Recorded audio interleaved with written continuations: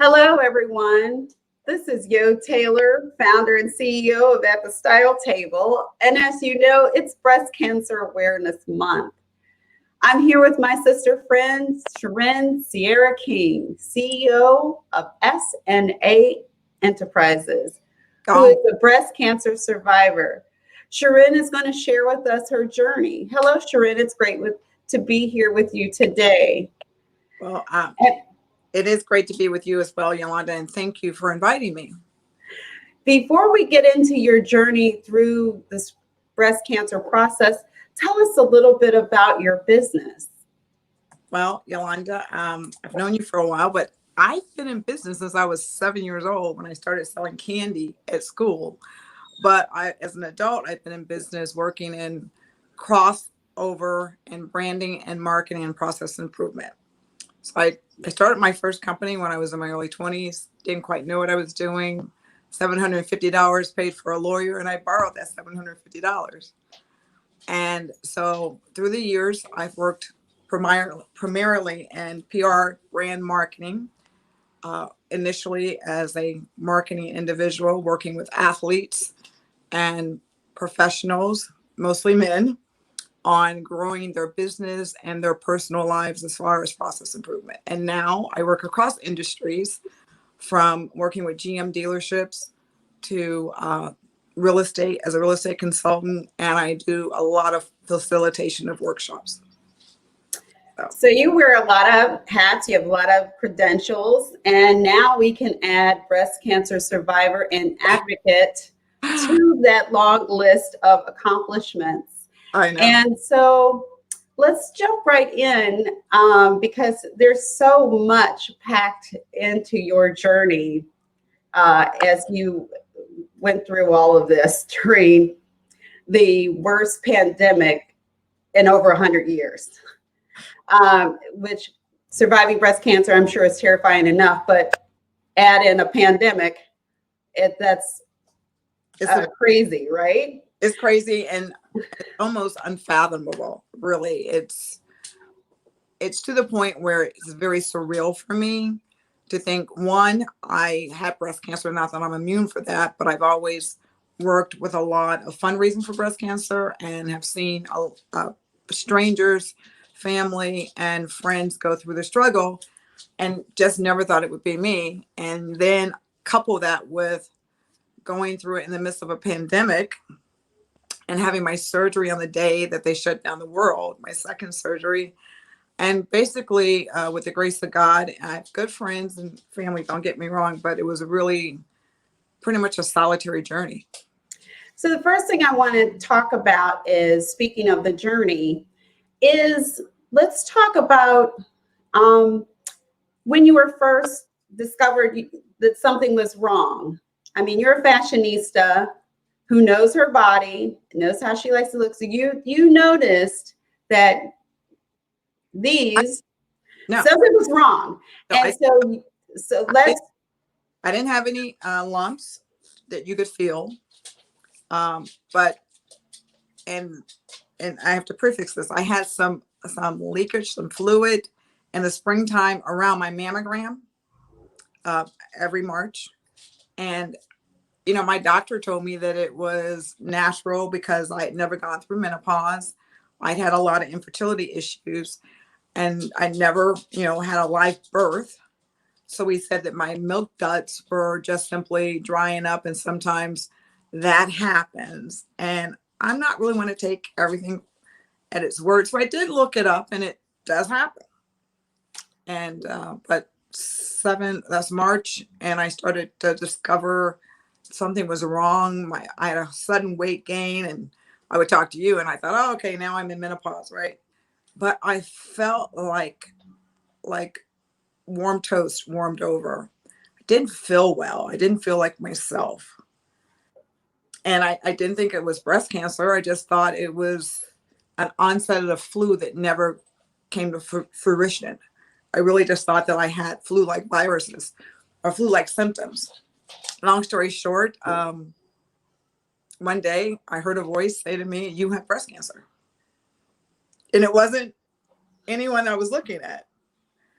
And I thought, is this my mother or is this God? And I didn't want to take it into my spirit. And a little while later, I don't know, a week or two later, he said, daughter, you have breast cancer. And, I always say I'm my mother's child, I'm God's daughter. And that's what made me pay attention. And from there, I called my doctors and they thought I was crazy. I'm like, hey, can I get an appointment? I need another mammogram because I have breast cancer. And they were like, this chick has lost her mind. Speed it up. Took me a couple months to, beat them over the head and allow myself to digest it. And I finally got an appointment to get a script, to get a mammogram. And they still put me off because they said that my insurance wouldn't pay for it. I'm like, I can pay for this. But they still kind of put me off, and I didn't have any lumps, didn't have any pain. The only pain I had was in working out, like my biceps hurt, both of them though. And from there, I went through the test. I went through the exam and they said, no lumps, a little fatty tissue, but you're dense. So that happens. And they said, but I don't feel anything. And then I had a mammogram because I insisted on having a mammogram. Even though they said, I don't feel anything, I'm like, I have breast cancer. And they just kept looking at me like, this chick crazy. And I went for the mammogram, and sure enough, I had breast cancer. So listen to your inner selves lately, whether you're a Buddhist or a Christian or not practicing faith at all. Listen to your body, listen to your inner voice, and follow your heart. Wow. I mean, that is so important. You really have to advocate for yourself. You have to listen to your body. Your body's telling you something's wrong. And you have to, do what you have to do, you have to push to make sure that you get the treatment that you need, because we are our own best doctors sometimes. And if it feels wrong and it's still feeling wrong, say something. See something, say something. See something, say something. Oh, let me write that down. I might have to money with that one. So now you're at this process. You know that you have it. They've diagnosed you. They said, yes, Ms. King, you have it. Now we're going into the process you went to once you got to the hospital. After you have the mammogram, then you have to have the biopsy.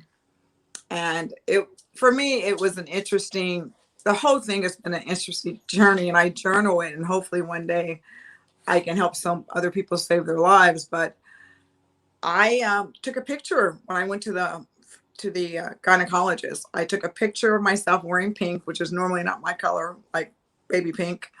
And I did a video because I wanted people to know.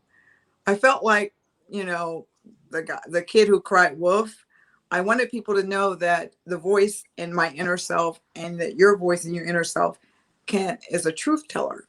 So I knew if I didn't video myself before I went into the doctor's office, and before they told me, people be like, yeah, that girl just, she just, a little nuts, which I am. And went for the biopsy. They were like, oh. And I'm like, God already told me, and I'm not going to die from it. So let's just get this done. That's right. Speak your truth. Yes, yes. I didn't tell anyone until after the biopsy, because I had no answers. I had absolutely no answers other than a voice told me that I had breast cancer. So yeah, it was just that quick after that though. It was get the biopsy. Oh my God, you've got 9 centimeters of cancer in you. And I'm like, okay, that means what? Wow. And yeah, it's like behind my nipple, which is why no one could feel it. It was behind my nipple. And I go back to March 2019. I had fluid out of both my nipples, not squirting, just occasionally. So I was like, do this one, do the right one too. Check this one some more, because why is the right one not cancerous and the left one is? Wow. but again, advocating for myself, and nothing there. So, and it was after that, it was, I'm going to speed it up. That doctor was part of the network of my OBGYN. And the first thing she was like, okay, we're going to cut it off. We're going to do this. We're going to send you to get an MRI. We're going to, we're going to, we're going to like cut it off. I'm like, okay, all right. Cool. And then we're going, then, you'll get reconstruction. So I'm going to send you to see a plastic surgeon. I like, I'm a woman of color. I like to research my plastic surgeons to make sure they know about my skin. Mm-hmm. I want them to know about my skin type. And they were like, boom, boom, boom. Now we're at the style table and we're fashionistas. So I'm going to say, that's right. This is another deciding factor for me. The office was nice and clean, typical office, but the literature they gave me was tacky. It was tacky. It was a folder, no clips. The paper was so faded out, like they had run that same copy for a million times.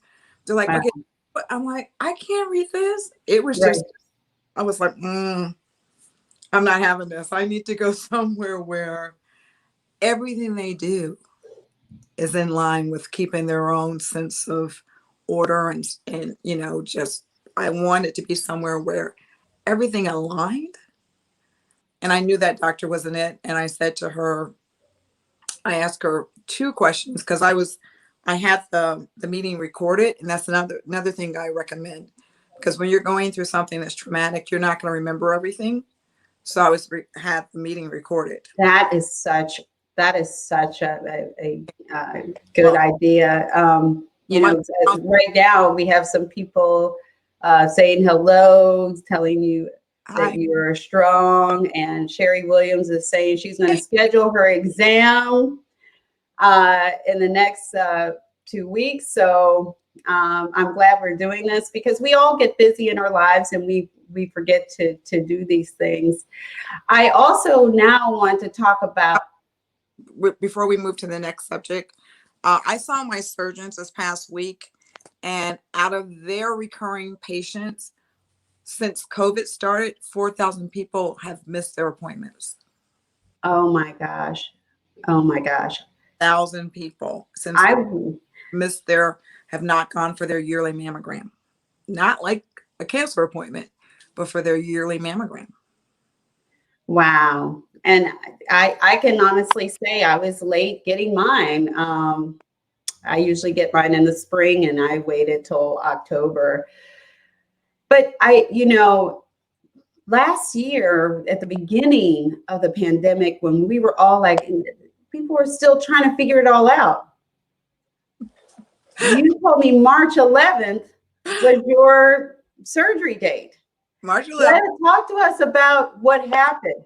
I mean, that was at the height of, oh my God, the country shutting down here and there and all over the place. Yeah, March 11th was instrumental. March 13th was a very instrumental date. That's the day that, World Health Organization started like throwing out all the information that, at least in our country, that we weren't privy to. So March 13th is when, our government decided to like fess up a little bit. I say our government, I meant that here, and the US of A. They decided on March 13th, oh, we better tell these people something. So I was still in the hospital on March 13th for my first surgery. And I had made up my mind before the surgery to have no negativity in my healing process. So I'd already decided not to watch the news, not because of the pandemic, just because I worked in the media and it's crazy as hell. And I just had I zenned my house. I did everything I could do I channeled my mother, who was very organic, and I got rid of clutter. Mm-hmm. And then I get out the hospital March 13th, because they were like, ooh, we better get her out of here. And I was in a lot of pain. They were doing everything they could to get me out. And I had a beautiful suite there too. I don't know how I got that, but I just got home, and the world was falling apart.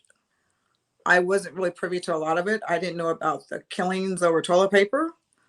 And I was thinking to myself, doesn't everybody have a stock of toilet paper? And that's not an elitist thing. It's just being from a Southern family where you have Lysol, you have all that stuff, already. So from there, I was so busy trying to keep my mind right that and not let any negativity.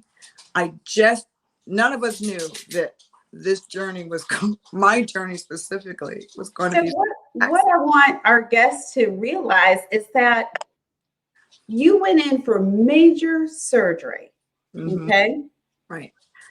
And you were supposed to be there for about 5 days. Yep. My surgery, they send you your pre-approval and it said 3 to 5 days.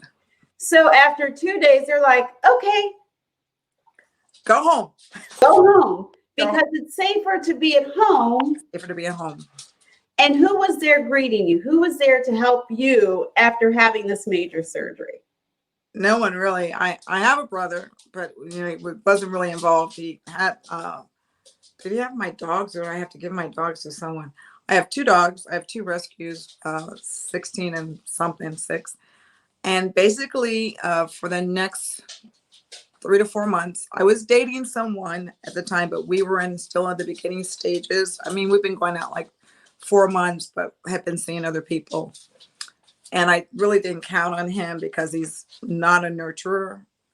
But he was really good for helping me get information because he's like that, and having me talk to his ex-wife about her double mastectomy. But I wasn't depending on him to nurture me.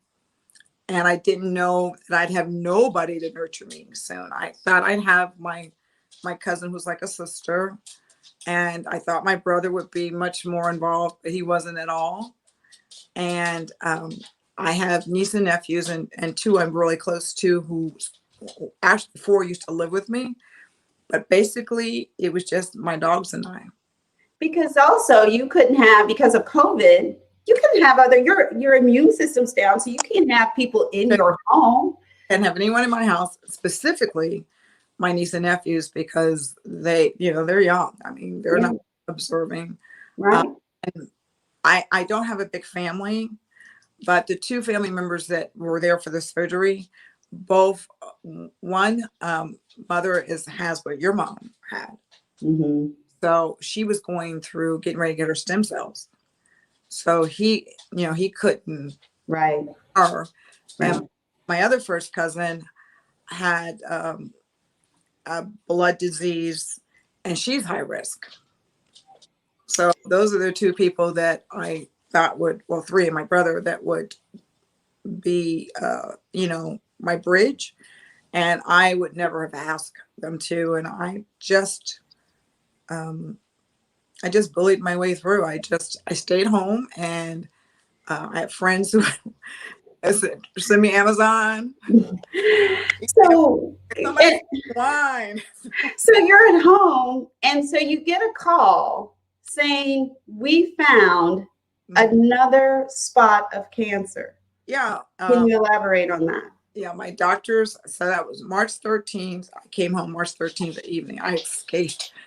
And March the 26th, 25th or 26th, 25th. My doctors called me in the evening. And as soon as I saw that number at 7 o'clock at night, I'm like, oh, shoot. Listen, GP show. numbers are appropriate. So I saw the phone number, and I thought, what the hell is this? Well, Sharen, I love my doctors. I have all female. God took great care of me. And I'm here to tell you that because I just saw my doctor the day before, and they were like, look at this scan. Look how clean it is. This scan is so pretty. Look. And I'm like, okay, I don't know what I'm looking at, but I take your word for it. A day later, it's like, I was sitting at my desk and I looked at it again, and something didn't look right. And I called the radiologist, and then he looked at it, and they said, nope, clavicle. So I went from, look how clean, to, Oh my God. be here at 5 o'clock in the morning. Wow. You can get dropped off. Nobody can come with you because we don't know what's going on. they hadn't yet shut the hospitals down, but they shut the hospitals down while I was there. So yeah, so it was a phone call at night, and it was be here at 5 a.m. Don't bring anybody, and we don't know what's going to happen, but we're going to take care of this because we're afraid if we don't get you in now, we may not be able to get you in. Oh my God. I mean, this is, I can't imagine. You have got all this going on, and then you have to emotionally keep it together while running your business. Yeah. Yeah, because you have to keep your business going. I'm still using my dogs just to get out the chair. I'm still leaning on the dog, telling him to go in order to pull me out the chair.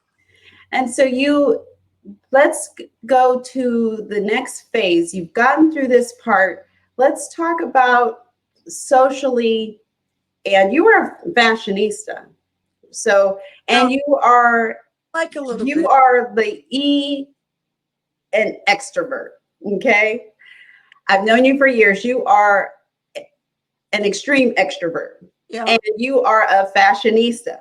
It helps my business. I'm really happy to sit at home and read books, but it does help my business. Right. And so you've never met a stranger, and you're a fashionista. So you're always put together. Even when you go to the grocery store, you're just always put together. Today I'm wearing a t-shirt, something I never do, but it's so you yeah. So now let's talk about, how did you see yourself after you've had this major surgery? As a woman, how did you see yourself? How was it getting dressed? How was it with your relationship? How did you process all of that while you're, for the most part, alone and isolated due to COVID? The devil. I loved my boobs. I mean, my boobs were my whole. I didn't get them when I was young. It took me a little while to get them, and once they came, they were they were really pretty. And so I had a relationship with my boobs. I mean, it took me a while to get to that relationship, which was most alarming thing about losing one, because it took me a while to get to the point where I'm like, hey, yeah, you're part of me. Because I was an athlete, and I didn't want anybody looking at me as just a girl. And that was the trend. But it was, I won't say that I was traumatized, but I will say that I was uncomfortable with my own body for the first time and almost forever. There was a period when I lost a child that I hated everything about myself. But it was really uncomfortable because, one, I'm squeamish. I'm very, very squeamish. Two, my doctor told me not to Google, so I didn't. She said, don't Google things, don't, because you're a brainiac. You'll take everything in and your brain will explode. So I didn't Google. I didn't look at any pictures. And I just imagined that I'd have this flat, ugly, scarred, because I scarred really badly, scarred monstrosity. And Clara, our friend, I know she lied to me. So she said, oh, no, I don't look bad. But she would lie to me for that. And I got dressed in the dark. I took a shower in the dark, and I really couldn't wear anything but these ugly surgical bras that were like 3 sizes too big. Because you have a port. And don't forget, where most people get rid of their port in 4 to 6 weeks, I had 2 surgeries. So I had my port longer, but I also have what's called an extender. So it looks like I'm okay. It doesn't really, I don't wear any fake things, but I did not want to see myself. I knew I was still feminine because my femininity is in my brain. It's not my exterior.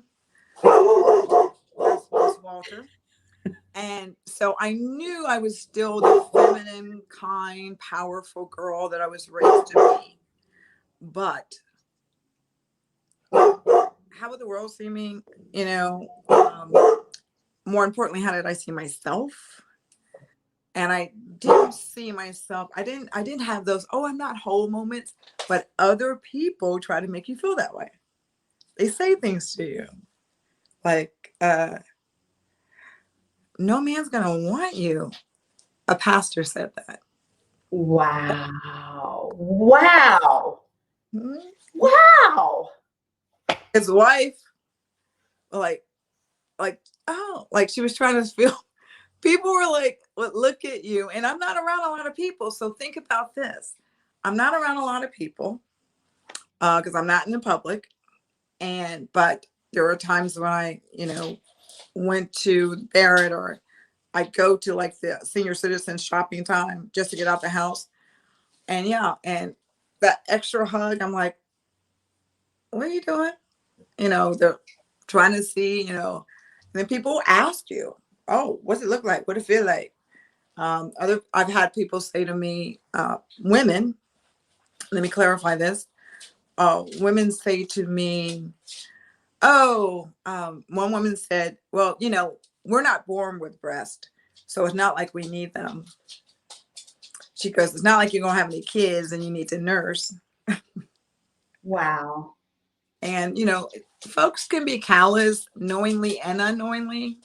We all have haters, and they're just, the Bible says it, folks just looking for you to fall on your face.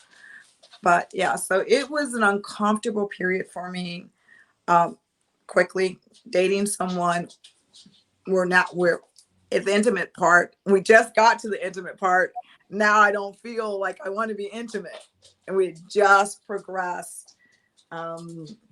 During this period, he told me he loved me and talked about a future and all that until the chemo came, and the chemo makes you crazy. He was like, I'm out. He was like, shh. He was like Roadrunner. I'm like, oh, I guess the crazy part that I have no control over wasn't anything he wanted to deal with. But the intimacy was like, oh God, is he going to look at me different? Of course, because we're not married, and we've only been together 6-7 months, and he's very, very, he's a catch on paper. And I was doubting, but the one thing I did is I tried to keep my, what do you call it, your session. Every time we saw each other, it was a thing. Because now we got COVID, you can't go anywhere, right?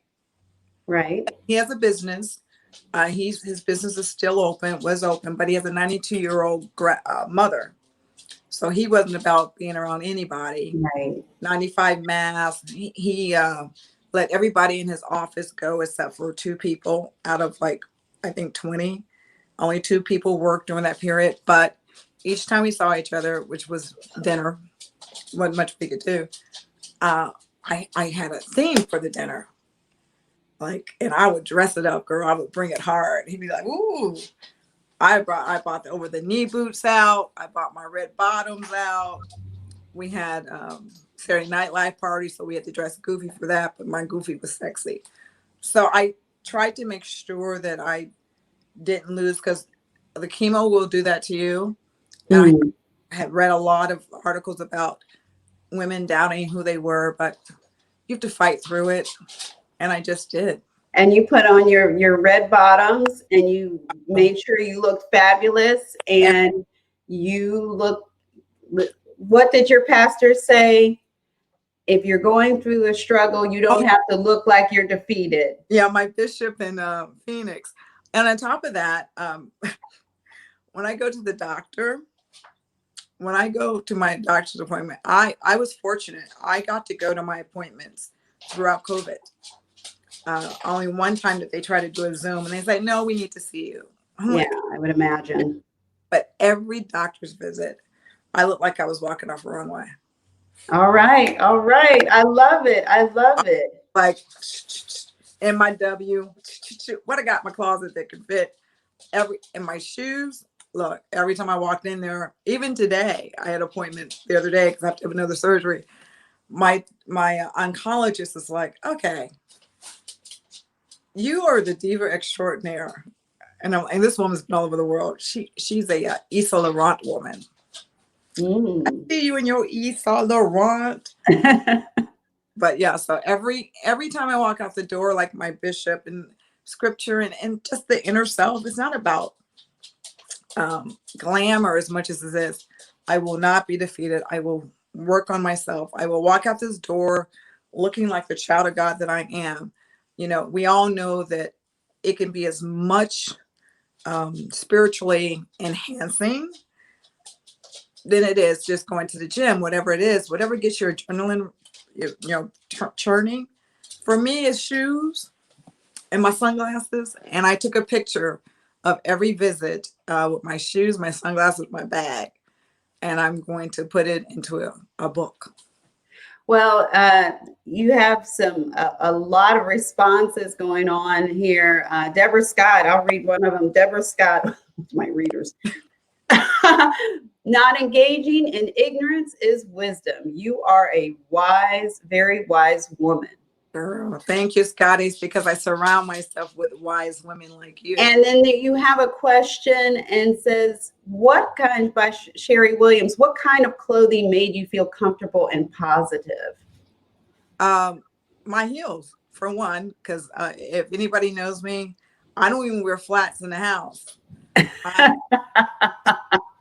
I have mules. I have mules that I wear around the house. And some of that's because I have duck feet. My feet are so flat. There's no arch at all. So some of that's for comfort.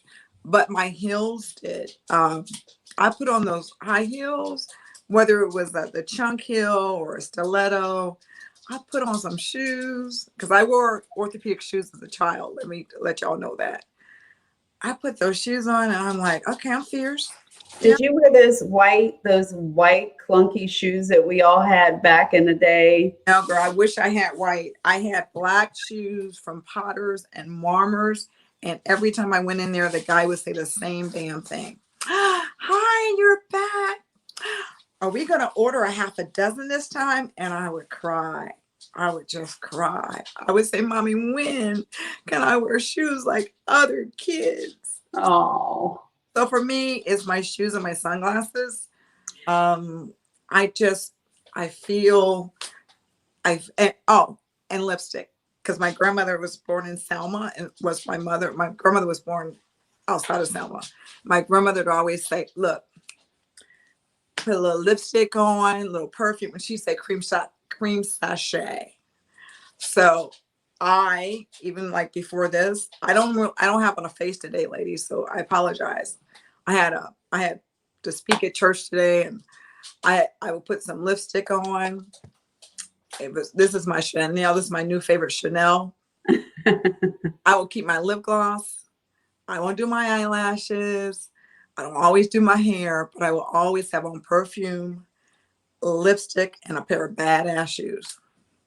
Well, I tell you, my sister's on, and she says so, and she says it was 8 months because she's also a survivor. Yes, she and it was, it was a whirlwind for me emotionally. But first she was diagnosed, then all of us like, whoo. I know.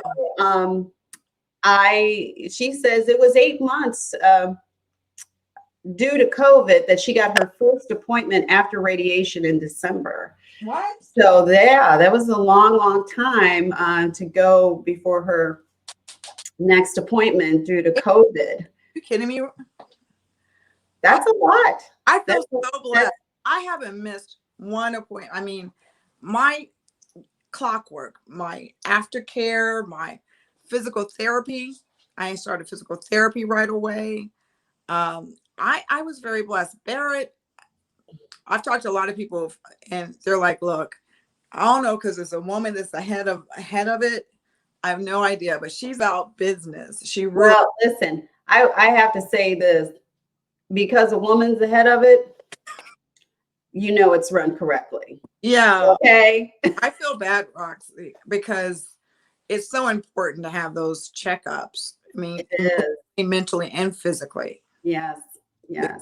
They're your therapist too. I mean, you can't, even if you're married or, in a relationship, whether it's same sex, heterosexual, whatever it is, a partnership, but you still can't talk about, and they can't answer the questions for you. Right. So that relationship with your caregiver is so vital while you're healing. Right. That's a great tip. And as a matter of fact, um, I remember us talking about some of the things that people say that are just insensitive. And I think that people are not necessarily trying to be mean, but as women, I'm a believer at the style table. I believe I'm trying to plug up. my whole mission when I started this was just to remind women that you're beautiful, you're special, you're important. How can I support you? And so, what are some of the things that when one of your sister friends are going through something like this, what are some tips or some advice you can give to them to make sure that they kind of think about things before they say things to someone who's going through this? Well, this is an interesting question specifically for me because I spent most of my life working with men, and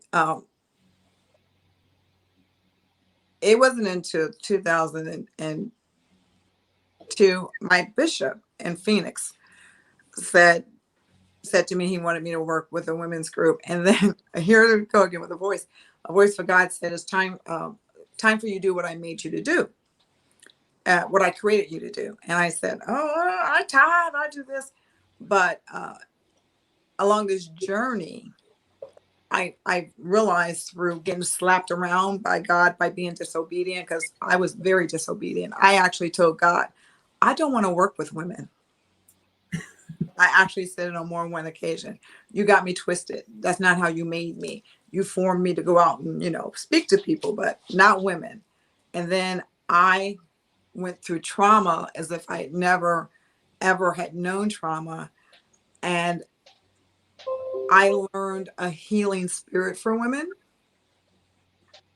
And I learned that my journey can help others, because the stuff happened to me. And, most people don't really bother me because even though I smile a lot, they know better.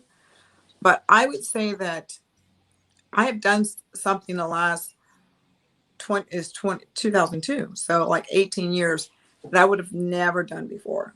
I actually intentionally kept myself engaged, because with my male friends, I don't have to talk to them every day, every week. I don't have to talk to them for months at a time. And we still like that, right?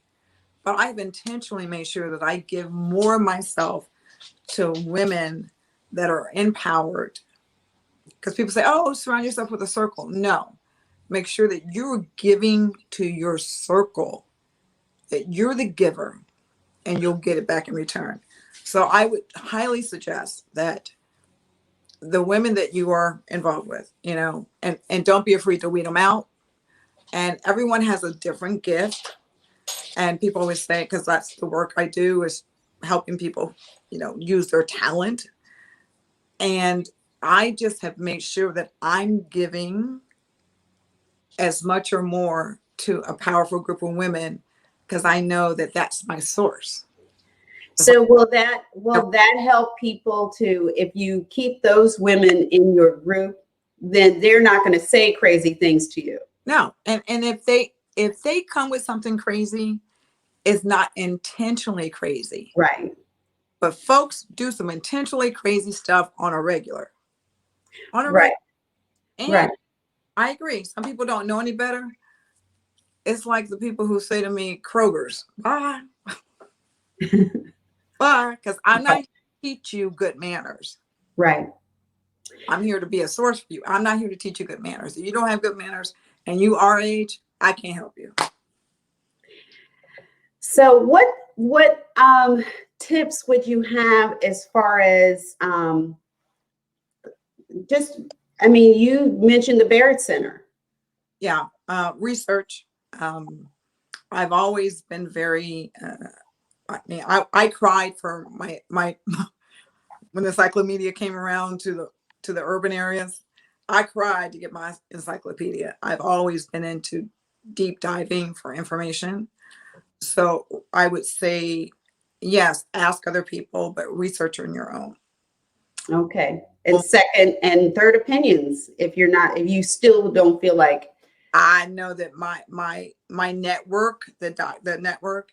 This is the other thing that we didn't say, and I'm going to just make it really quick. I got my records from my initial OBGYN group. I didn't like my doctor, and I knew I shouldn't have been with him. But his brother, I knew, was a good practitioner, and I allowed him to ride his brother's coattails. But I researched, I got my records. They had me down as a white woman, and they didn't have my appointments correct. I told him about both breasts. He didn't refer me. I just saw a lot of things in my records. Ask for your records. If you, and I do this, and I think Art Yolanda do this once a year, you check and see your insurance and your this and your that. You're checking to see your financials are in order. You want to see if you can get a discount somewhere else, or once a year you do a checkup, right? Get your damn medical records. So what I'm hearing is that for major tips when it comes to this journey through breast cancer, especially during, who knows when we'll get out of this, hopefully soon, I'm prayerful. But you want to, ladies, you want to advocate for yourself. If you see something, say something, and keep saying it till people listen to you. Or go Number two, record your sessions. That's I didn't even thought about that. Record your appointments so you know what you're supposed to do and what they're saying. Yes. So you have accurate and 100% of the information. And also get your previous records. Yes. Make sure you get your records. You can get your records so you know what you are, what your history is, and check with your insurance. Make sure who covers what. Right. Make sure all of those things are in order so you're prepared if that answer is cancer. Whatever it might be. Because when's the last time you've seen your medical records? Oh my gosh. I had to get in the car and go back to Cincinnati. I don't even know. I know nobody ever, they write it down. They say, Well, my mother's, because she worked in healthcare and she worked in surgery. From a really early age, I had major infertility issues, spent a lot of money trying to have kids. So I always was looking at my records and I always have been taught to get my records, but I got lazy and lethargic, Ohio. And I didn't, when he didn't do what I thought he should be doing. And my was saying, he's not good for you. It was like, oh, I only have to see him twice a year. No, you're valuable. Let's not forget how valuable we are. Yes. No one's going to advocate for us like we will for ourselves. But yes, get your records. That's something get your records. And finally, ladies, I think something that was really important is not dress like you're defeated. Yes. I mean, physical looks aren't everything, and you're going to have down days, but sometimes just dress yourself up, dress through your pain. Just look. And go in your closet, grab something, put it on, put some makeup on, and remember that you are beautiful. You are important. I almost sound like the hell. You are smart. You are kind. You are important. But remember, you are beautiful. You're beautiful. You're beautiful. You're beautiful. Perfect. And you are a survivor. And, and if you see someone, just say something nice to women. That's my whole thing. Just tell another woman she's beautiful. Because that woman could be a survivor who takes care of everybody in their life, like you. Yeah. Had to come home and take care of herself alone due to COVID. Put herself together and walked out the door.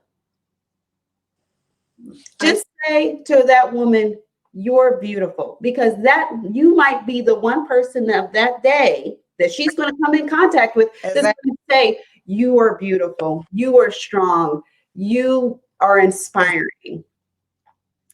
And that is what At the Style Table is about. Yes. And that's what SNA Yes. enterprises are about. And we work and deal with and socialize and network with women who that's what they're about. Yes. I think Uplifting. we're all social entrepreneurs.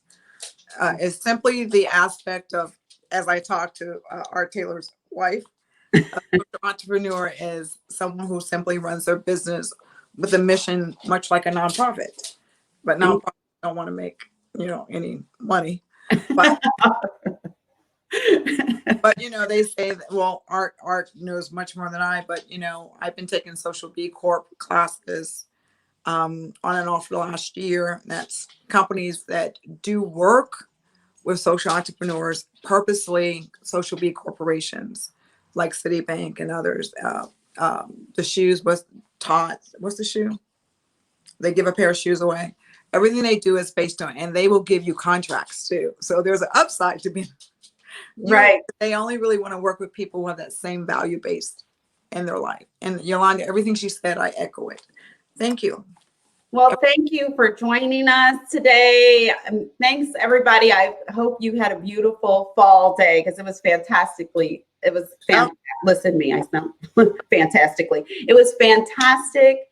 Outside, beautiful. I wanted to be outside to do this, but my neighbor's cutting his grass. So,